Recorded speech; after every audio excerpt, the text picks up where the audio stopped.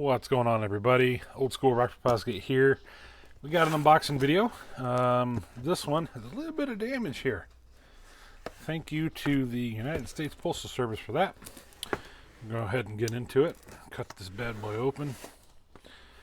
And some of these are usually a pain in the butt. They've really been stepping up their game on the adhesive down here on these seal tabs. My boxes must be old because I got to tape them up. They do not want to stay shut. So we're going to open these up. These are going to be for my, what are they? My 800A4 and my Power 800A2. So in the box here, just drop the box down. We got two items. And these two items have an odd shape to them. So there's one. And there's two. And we'll go ahead and open these up. So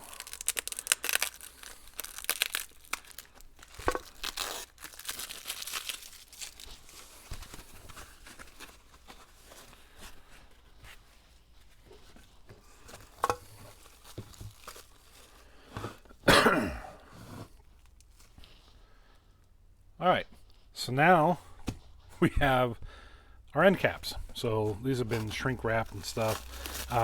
For the most part, if you're familiar with my channel, you should already know what these look like. So I'll just go ahead and unravel one of these.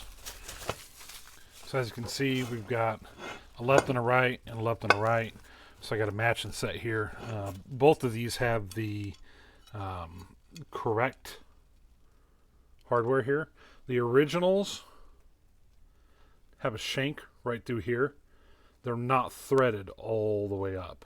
That way, whenever this goes down, you're not threading a screw through here and into the amplifier as well. So a lot of people have aftermarket ones of these that they sell on eBay, stuff like that, and that's always something to remember and keep track of. That the ones that are threaded all the way through, whenever you go to tighten them, let's say you tighten them all the way down, like this here. Let me bring this back in.